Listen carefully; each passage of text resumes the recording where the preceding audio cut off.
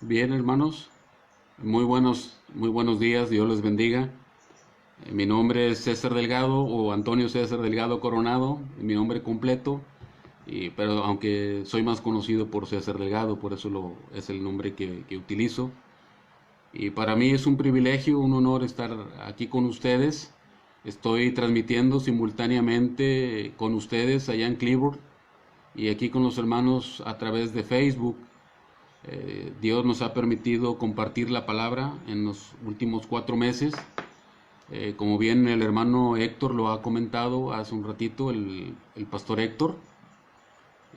Somos amigos desde 1983, desde que su servidor tenía 16 años. Eh, ya ahorita tengo 53, entonces échale cuentas desde hace cuánto somos amigos. Y fuimos compañeros en el Instituto Bíblico.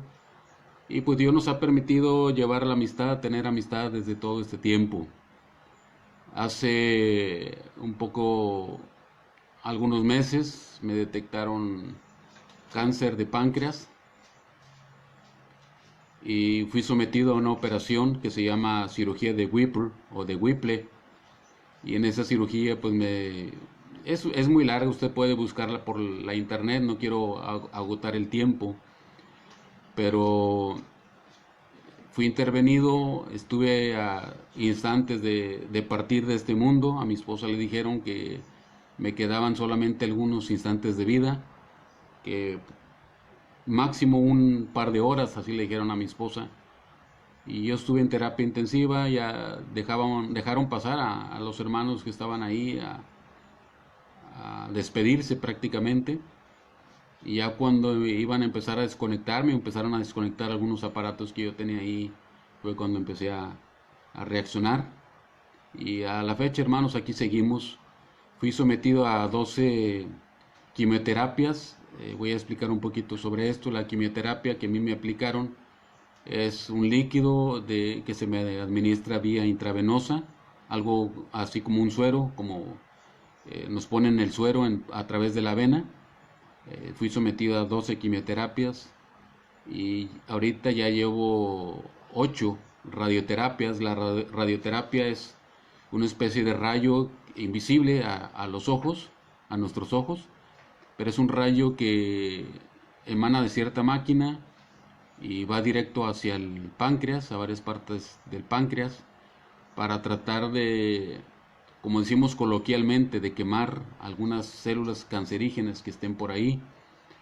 Me van a aplicar 30 sesiones de estas, es una diaria, 5 días a la semana. Entonces estamos hablando de un mes y medio aproximadamente de estar yendo al hospital para estas radioterapias. Hermano, solamente lo que me queda decir es, eh, por la gracia del Señor estamos aquí. No me canso de decir que Dios es bueno, Dios es muy bueno. A mí me ha costado reconocer que el cáncer que a mí me dio, pues es una bendición de Dios. Cuesta decirlo, pero así es. Yo le doy gracias a Dios porque me permitió enfermarme de esto. Este tipo de enfermedad normalmente le da a gente que bebe mucho licor o fuma mucho. Y pues yo nunca en mi vida ni he fumado ni he bebido, pero me dio. O sea, simplemente los médicos no saben por qué me dio. Es como las personas que nunca han fumado y les da cáncer de pulmón. Así más o menos me sucedió. Y hermanos, en todo este tiempo yo he visto la mano del Señor. Él me dejó un tiempo más, no sé si como al rey Ezequías, no sé si cuántos años, pero según las estadísticas yo ya debería estar muerto porque las personas que tienen cáncer de páncreas duran 3 meses aproximadamente, ya alguien exagerado 4 hasta 6 meses. La cirugía que a mí me hicieron, de 100 personas que tienen este problema, solamente 20 son viables para este tipo de cirugías. Y de esos 20, solamente 5 sobreviven. Yo fui uno de esos 5. Y quizás no me lo vaya a tomar a mal. Hay una serie en la televisión que me gusta mucho, usted la ha visto en los Estados Unidos, se llama The Good Doctor o El Buen Doctor, quizás usted la haya visto. Y en la temporada 2, en el capítulo 2, viene un caso muy parecido o idéntico al mío. Idéntico. Una persona con cáncer de páncreas y lo sometieron a la cirugía similar a la que a mí me sometieron. Yo cuando vi ese capítulo, pues me llamó mucho la atención. Infortunadamente ahí en el capítulo, pues la persona falleció. Y cuando yo vi que la persona falleció, yo dije en ese momento, bueno, los doctores mexicanos son muy buenos, porque si los doctores de los Estados Unidos que tienen tantos aparatos que en México no tenemos, y el paciente falleció, yo viví. Pero en ese momento también me entró un pensamiento. No fueron los doctores, no fueron los equipos, fue el poder del Señor el que me sacó adelante. Entonces, agradezco al Señor todo esto, agradezco a cada uno de ustedes que está escuchándonos, agradezco al pastor Héctor por permitirme compartir la palabra del Señor en su iglesia. No es fácil invitar a alguien a predicar por cuestión de la responsabilidad que implica poner a predicar a alguien, y es difícil invitar a alguien que no conoce, y también es más difícil invitar a alguien cuando ya lo conoce, ¿verdad? Entonces, gracias al Señor por ello. Hermanos, quiero invitarle a abrir su Biblia, por favor, ahí en el Evangelio según San Mateo, en el capítulo 18. Mateo capítulo 18, y vamos a leer del versículo 1 al versículo 5. Mateo capítulo 18, versículo 1 al versículo 5. Dice la palabra del Señor: En aquel tiempo los discípulos vinieron a Jesús diciendo, note la pregunta que sigue, ¿quién es el mayor en el reino de los cielos? Nuevamente, ¿quién es el mayor en el reino de los cielos? Y llamando Jesús a un niño, palabra clave, y llamando Jesús a un niño, lo puso en medio de ellos, y dijo, de cierto os digo, que si no os volvéis, y os hacéis como niños, no entraréis en el reino de los cielos. Así que, cualquiera que se humille como este niño, ese es el mayor en el reino de los cielos. Y cualquiera que recibe en mi nombre a un niño como este, a mí me recibe. En otra de las porciones que paralelas a esta, en otro de los evangelios, nos dice que iban de camino y los discípulos iban en el camino discutiendo. Iban durante el trayecto, iban, como era su costumbre, peleando, diríamos hoy. No sabían hacer otra cosa mejor los discípulos que pelear. Era lo que mejor sabían hacer, pelear. Ellos, hermanos, tenemos que entender que los discípulos que andaban con el Señor Jesús eran personas iguales a nosotros. Eran personas que tenían sus mismas deficiencias, las mismas virtudes que usted y que yo. No pensemos que los discípulos eran personas muy santas y sin pecado. Ellos eran como nosotros, ellos tenían sus problemas. Y en aquella ocasión, pues iban caminando, el Señor iba con sus enseñanzas, se detenían, hacía sus milagros el Señor, avanzaban y a alguien se le ocurre ahí ponerse a pelear. ¿Quién es el mayor? ¿Quién es el más importante? Y yo creo que entre ellos iban sacándose, como decimos aquí en México, sus trapitos al sol, yo creo. Alguien decía, no, pues yo creo que yo. Y decía sus virtudes, pero alguien, no, pero yo creo que tú no, y se sacaban ahí sus defectos. Llega el momento en el que el Señor Jesús, pues él ya lo sabía, y les hace la pregunta, ¿qué discutían? ¿Cuál era el problema entre ustedes? Él ya lo sabía, pero quería escucharlo de los labios de ellos. Y le hacen esta pregunta: Señor, ¿quién es el mayor en el reino de los cielos? En otras las porciones dice: ¿quién es el mayor en el reino de Dios? El Señor toma a un niño y lo pone en medio y les dice: el que sea como este niño es el mayor. Ahora surge la pregunta, hermanos, ¿por qué es que el Señor pone a un niño? ¿Por qué el Señor no les empieza a dar las cualidades de una persona grande en su reino? ¿Por qué no les dice: no, pues tienes que dejar esto, tienes que portarte así, algo que nosotros hubiéramos hecho, que al menos yo hubiera hecho? Reconozco que yo les hubiera dicho: pues tienen que tener estas cualidades, estos requisitos, pero el Señor no hace eso. El Señor toma un niño y lo pone. ¿Por qué? ¿Por qué un niño? Y yo en esta mañana, hermanos, quiero compartirle lo que de manera personal le he llamado el título: Cátedra Infantil. Cátedra Infantil. ¿Por qué cátedra infantil? Porque cátedra es la facultad o la materia, una materia en particular que enseña un catedrático. O también antiguamente era una especie de púlpito o un asiento que ocupaba un maestro ampliamente versado en una materia. Y hoy un catedrático pues es un profesor de universidad. Podríamos decir que cátedra es la enseñanza que da un maestro universitario. Cátedra infantil. ¿Por qué cátedra infantil?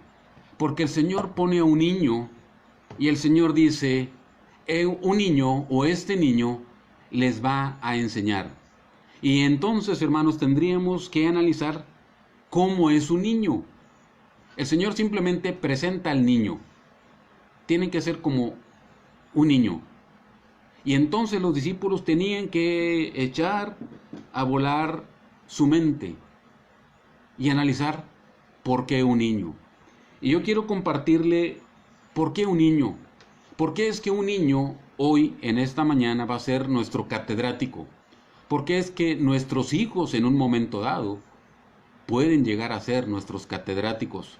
Los que van a darnos grandes enseñanzas. Y le voy a compartir varias. La número 1. Para un niño, su padre, su papá o también la mamá son sus más grandes héroes. Para un niño, su papá es lo más grande que hay. Si usted pone atención, muchas veces los niños empiezan a platicar con otros amiguitos las cualidades de su papá. No es que mi papá hace esto, no es que mi papá hace lo otro. Y luego sale el otro niño: no, pues mi papá lo hace mejor. ¿A que no? Y empiezan ahí los niños a discutir. Porque para un niño lo más grande es su papá o su mamá. Hermanos, nosotros tenemos que entender lo siguiente: para cada hijo de Dios, lo más grande tiene que ser nuestro Padre Celestial. Para nosotros, los hijos de Dios, no debe haber otro héroe más grande que nuestro Señor Jesucristo. A veces nosotros tomamos como ídolo a cierto deportista, a cierto cantante, a cierto actor.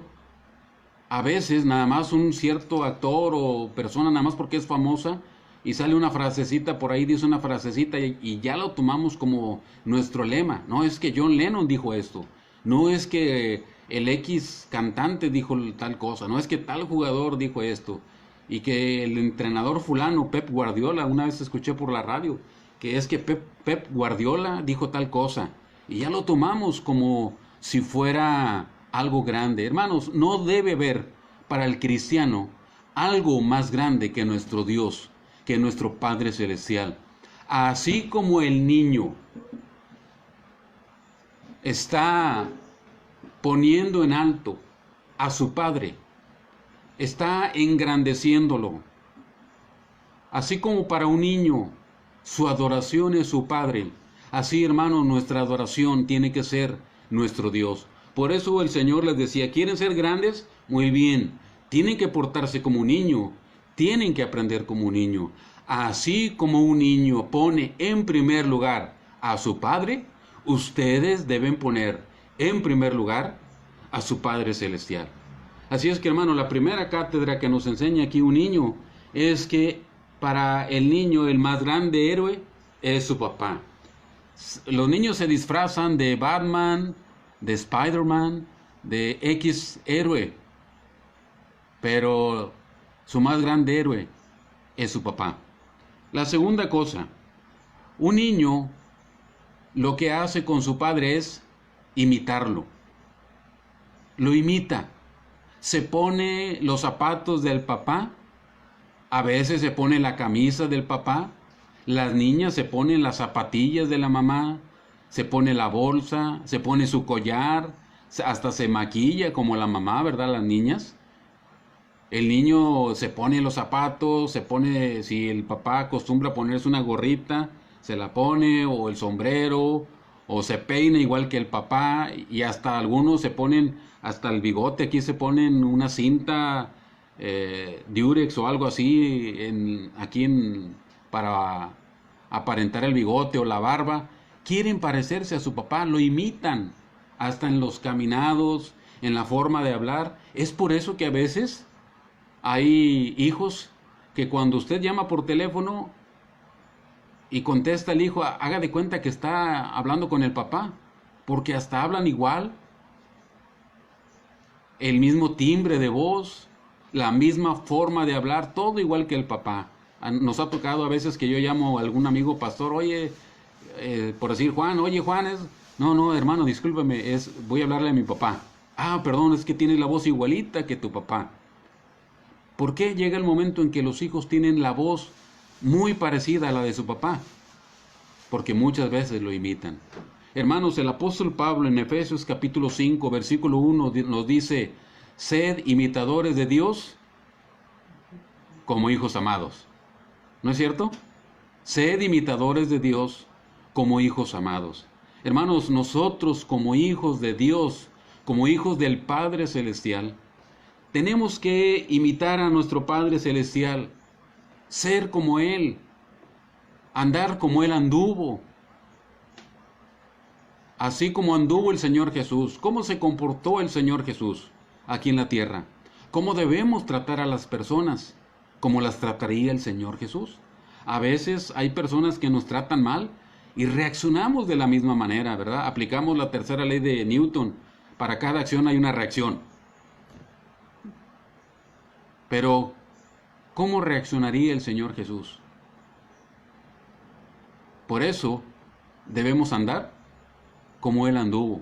Ser imitadores de Él. No ser imitadores como algunos salen por ahí, algunos dicen, no, es que yo imito a Cristo, y traen su pelo largo y traen su barba. No estamos hablando de eso. Estamos hablando de la forma de vida. Dicho sea de paso, nadie sabe cómo fue el Señor Jesús. ¿Usaba barba? Es muy probable que sí, como por ser judío.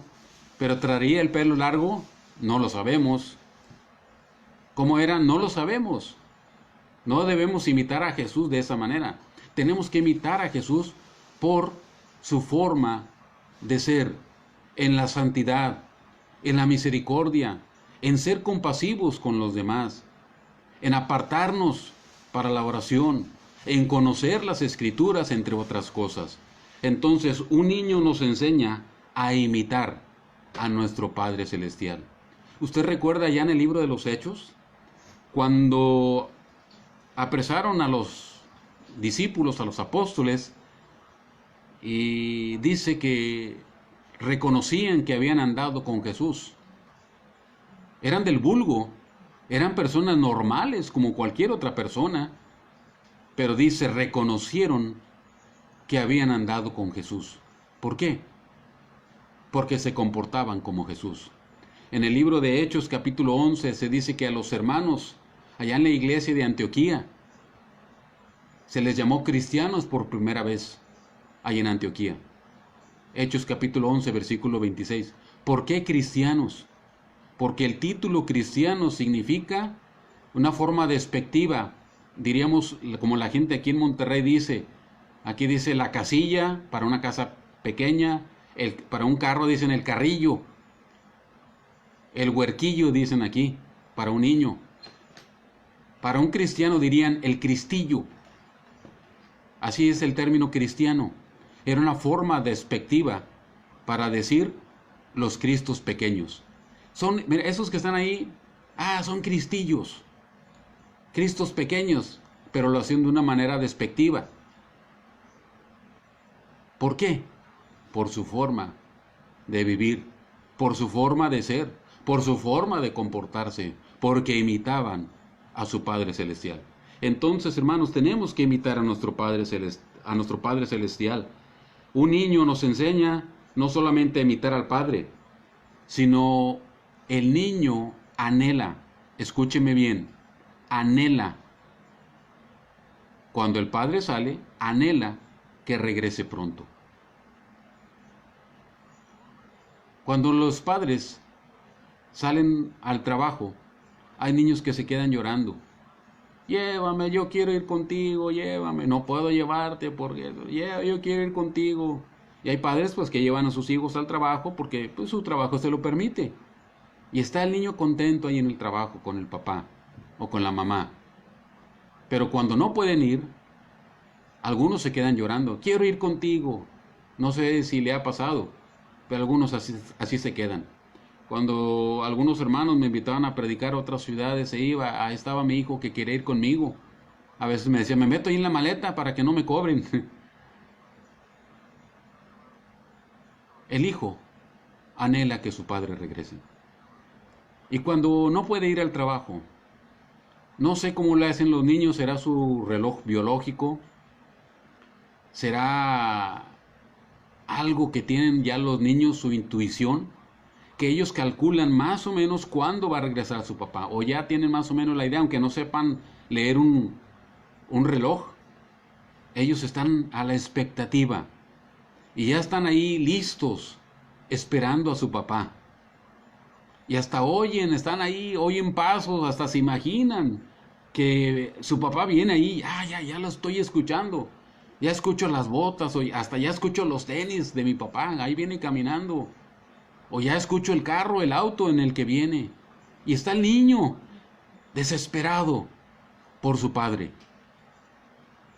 Y cuando el padre llega a la casa o la madre llega a la casa, ¿qué hace el niño? ¿Qué hace el niño? Y me refiero al niño pequeño. Ya los niños de hoy grandes, ya ellos, hola, ¿verdad? Ya están con su telefonito ahí, ¿verdad? Pero el niño pequeño, ¿qué hace? Al ver a su padre, lo que hace es sale corriendo y se abraza de las piernas de su padre y está ahí, papá, ya llegaste, papi, estoy contento porque llegaste. Está ahí el hijo ahí abrazado y hasta ni nos deja caminar. ¿Le ha pasado? ¿Cómo se siente usted cuando ve a su hijo ahí abrazado de las piernas y que no lo deja caminar porque está tan contento?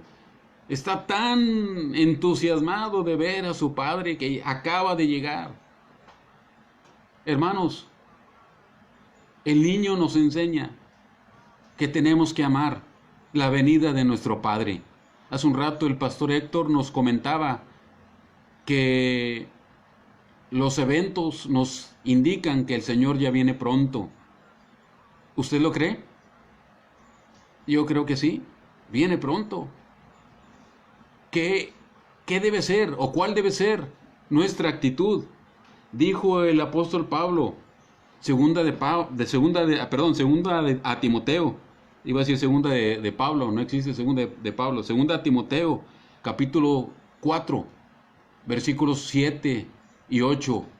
Si usted lo conoce, este texto, repítalo conmigo. Dice, he peleado la buena batalla, he acabado la carrera, he guardado la fe. Por lo demás, me está guardada la corona de justicia, la cual me dará el juez justo, el Señor juez justo en aquel día. Y note lo que sigue, deleítese conmigo en lo que sigue, dice, y no solo a mí, sino a todos los que aman su venida. Hermanos, el Señor viene pronto. ¿Cuál debe ser nuestra actitud? Estar desesperados porque venga nuestro Padre Celestial. Estar listos porque viene pronto. Estar ahí a la ventana, simbólicamente hablando, a la ventana, a ver si ya viene, asomándonos a la ventana, a ver si ya viene mi papi. Deberíamos estar haciendo esto, hermanos. Deberíamos estar preparándonos para la venida de nuestro Padre Celestial. Amar la venida del Señor no significa estar ahí con los brazos cruzados. A ver, Señor, a ver a qué horas. No, eso significa me voy a alistar. Voy a prepararme, así como el niño se alista para recibir a su papi, a su papacito, o a su daddy, como dicen en inglés. Así, alistarnos para recibir a nuestro Señor. Hermanos, el Señor viene pronto. Las evidencias en este mundo ya no queda más. No hay más evidencia, hermano. Aquí en nuestro México lindo y querido, estamos en una situación muy triste.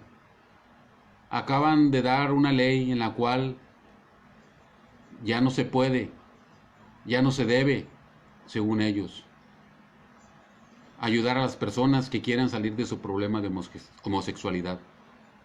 Ya no se puede. Ya nos van a llevar a la cárcel, hermanos. 5 años de cárcel a quien intente cambiar la idea de una persona que es homosexual. Las evidencias están claras. El Señor viene pronto. Hermanos, como hijos amados, como niños, como pequeñitos, tenemos que estar preparados. Estar listos, porque el Señor viene. Supe el caso de un niño. Sus padres se habían separado. Se habían separado sus padres. Y aquel niño de 5 años, todos los días, se sentaba a la puerta de su casa. Se sentaba a la puerta ya en la tarde, normalmente era en la tarde, esperando a su papá. Él decía, mi papá va a venir. Y estaba el niño ahí sentado, esperando. Y así a lo lejos alcanzaba a ver a un señor. Y decía, ahí viene mi papá. Ahí viene. Y su carita se le iluminaba. Venía caminando el Señor. Desilusión no era. Venía una familia inclusive, con un señor ahí. Y se imaginaba que el señor que venía ahí era su papá. Y no lo era. Y así estaba aquel niño. Todos los días se sentaba, esperando a su papá. Pero su papá nunca llegó. Nunca llegó. Hermanos, nuestro Padre Celestial, Él sí va a venir. Amén. Él sí va a venir. Él viene pronto. Y tenemos que estar listos porque Él viene. Y así como el niño se alista para recibir a su Padre, tenemos que alistarnos, hermanos, anhelando la venida de nuestro Padre. Y también, la última cosa que veremos en esta mañana con respecto a los niños es que el niño confía plenamente en su padre. El niño confía plenamente en su padre. Si el padre, un papá o la mamá le hace una promesa a su hijo, téngalo por seguro que cada rato el niño va a apelar a aquella promesa. Le va a decir el niño, papá, ¿te acuerdas que tú me dijiste que me ibas a comprar tal cosa? Oye, papá, ¿te acuerdas que es que tú dijiste que me lo ibas a comprar? Y es que tú dijiste que me lo ibas a comprar. Y está ahí el niño, dale y dale y dale y dale hasta que a veces nos fastidia y se lo compramos. El niño espera que su padre cumpla sus promesas, porque confíe plenamente en él. Hermanos, así tenemos que hacer nosotros también. Confiar plenamente en las promesas de nuestro Señor.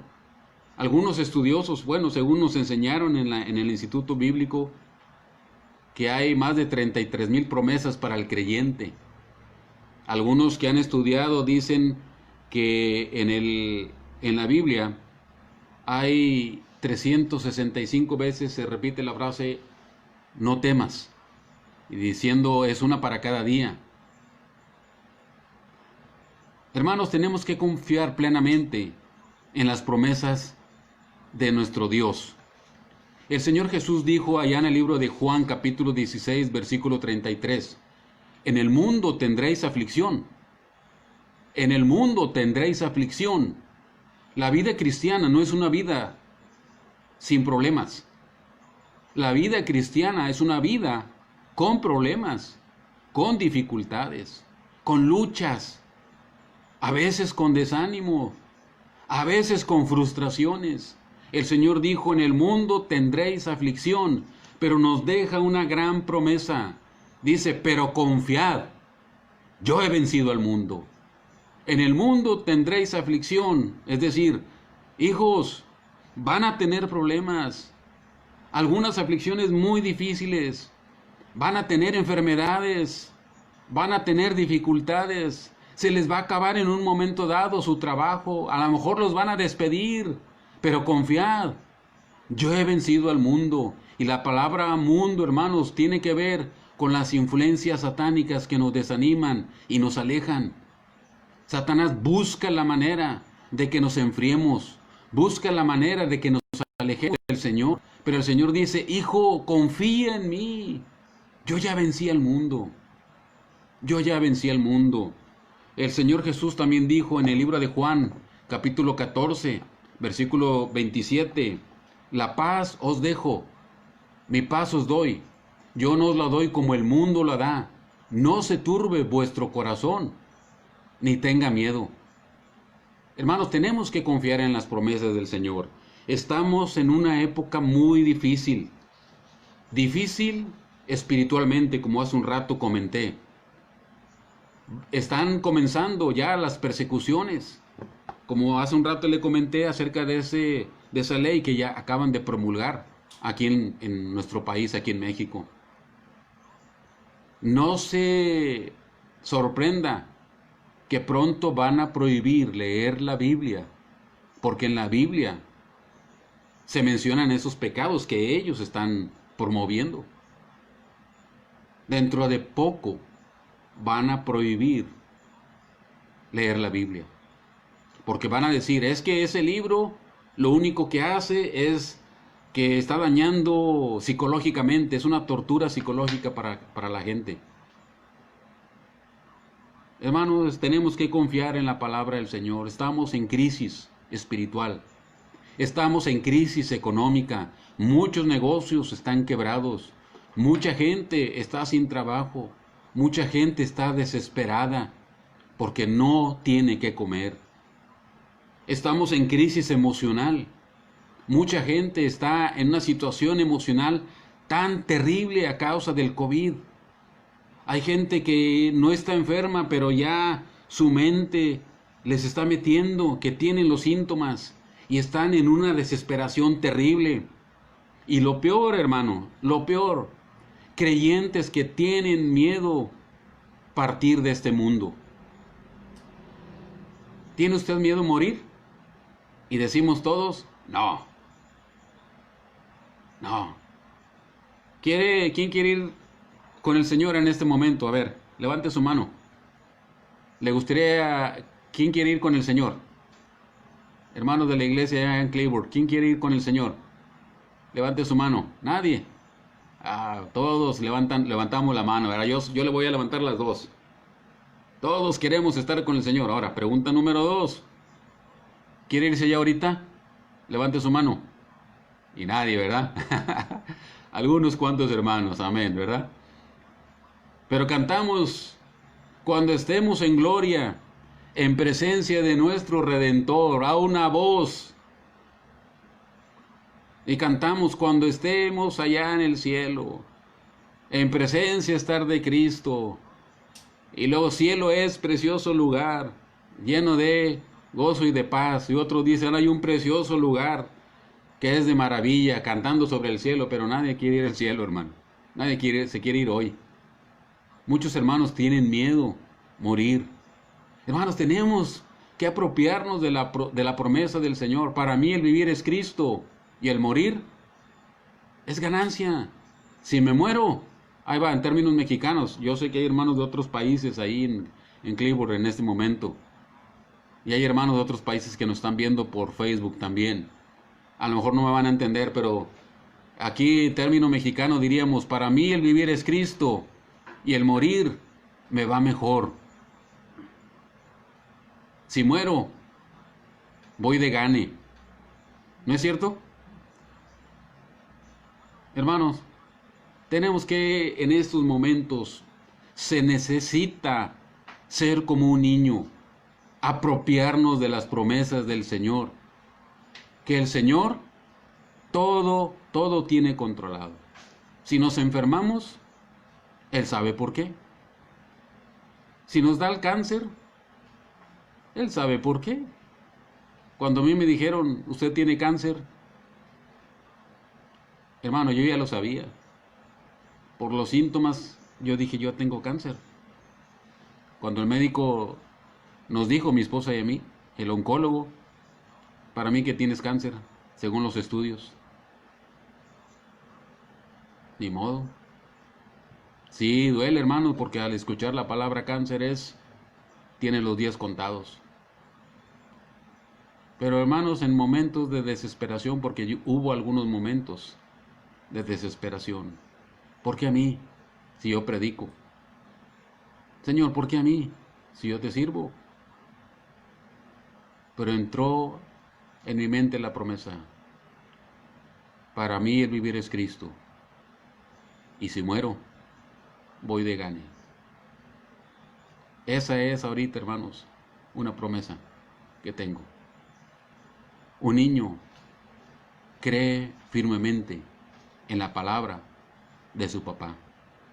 Se dice que iban en un avión comercial y el avión comercial en pleno vuelo, comenzaron en una turbulencia, empezó el avión a moverse, el equipaje empezó a caer y los pasajeros, pues es lógico, asustados. ¿Quién no se va a asustar?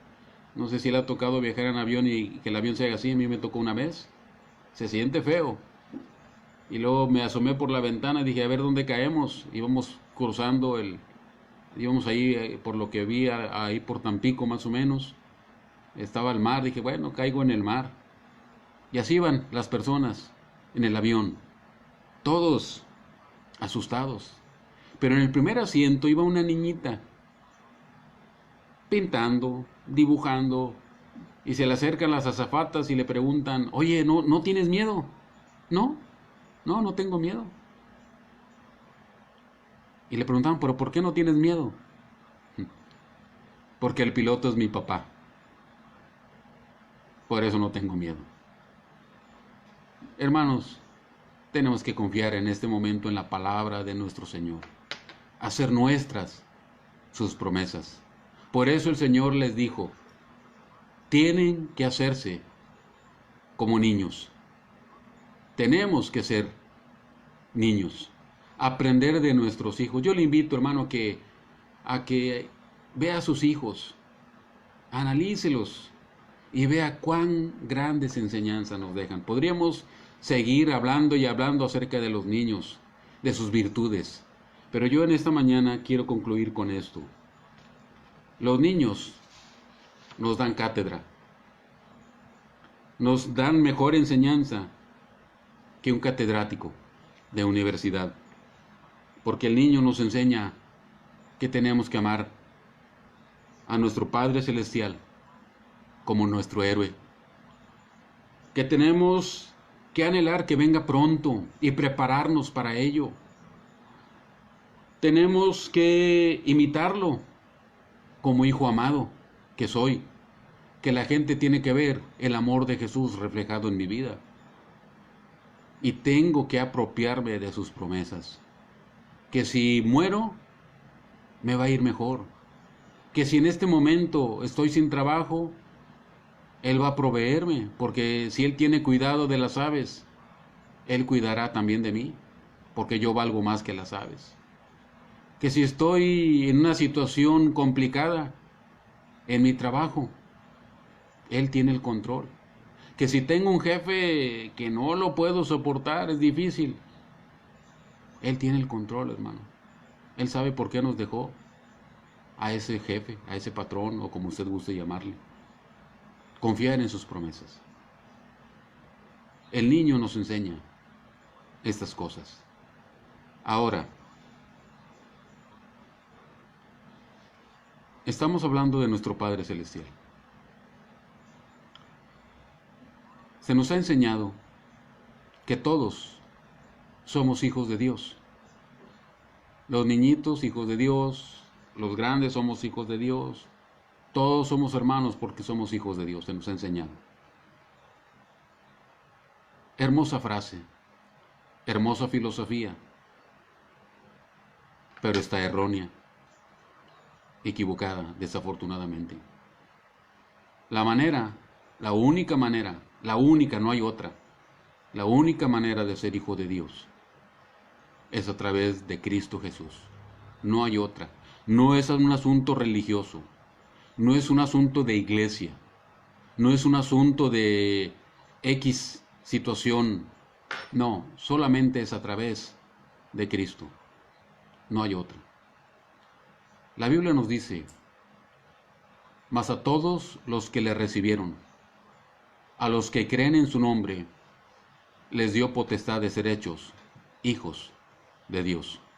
Para ser hijo de Dios, tengo que reconocer que he pecado contra Dios y que cada pecado que he cometido contra Él es una ofensa, porque hay gente que dice: a mí me gusta pecar. Muy bien, cada pecado es una ofensa contra Dios. Cada vez que usted y yo pecamos, estamos ofendiendo a Dios.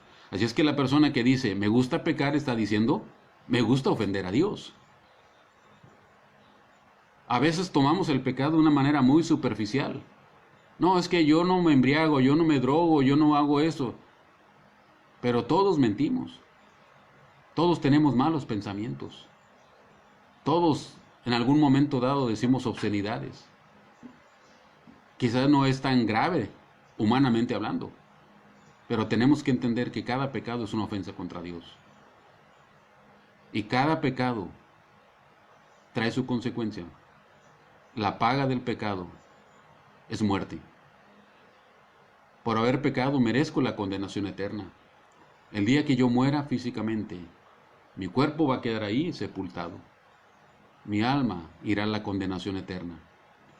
Dijo el Señor Jesús: al infierno preparado para el diablo y sus ángeles. Originalmente, para el diablo y sus ángeles.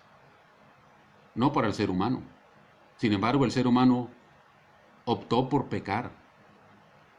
Optamos por pecar. Y para allá vamos también. El día que yo muera, mi cuerpo queda ahí, mi alma va al infierno. Y la única salida es Cristo Jesús. Dios no nos envía al infierno. Vamos al infierno porque queremos, porque Él ya puso la cura, la salvación, que es Cristo. Cristo murió en la cruz por sus pecados, por mis pecados, por nuestras ofensas contra Dios. Dio su sangre. Al tercer día resucitó y Él está vivo en este momento.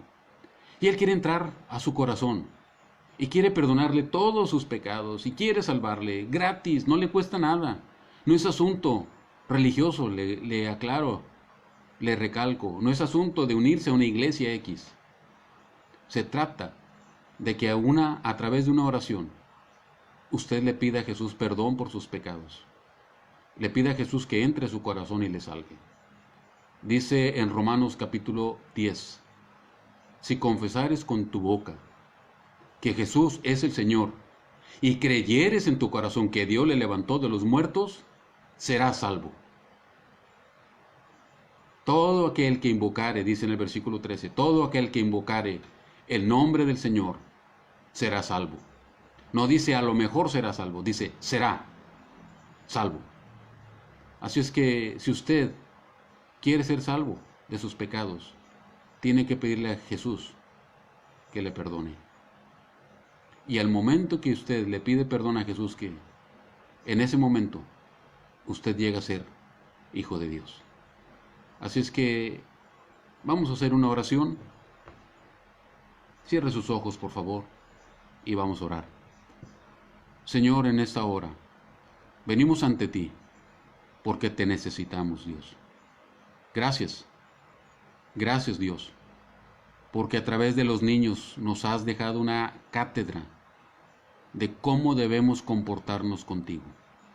Gracias, Dios, por esos hermosos niños. Padre, en este momento, si hay alguna persona que necesita recibir a Cristo Jesús como Salvador personal, yo te pido en este momento que toques su corazón y le salves. Así es que, Señor, entregamos en tus manos esto. Pastor Héctor, allá en Cleburne, no sé si te gustaría hacer la invitación, hermano, si hay gente ahí, por favor.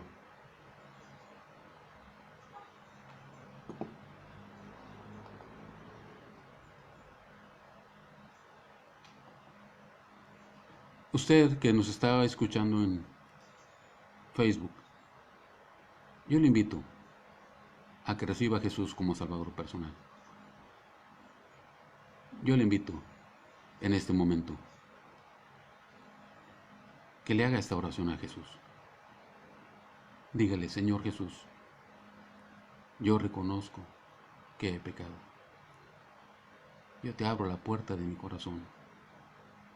Quiero que por favor tú entres, que perdones mis pecados y que me salves. Y te doy las gracias porque moriste por mí en la cruz. Gracias, en el nombre de Cristo. Amén. Bien, hermanos, en este momento agradecemos a nuestro Dios que nos ha permitido reunirnos.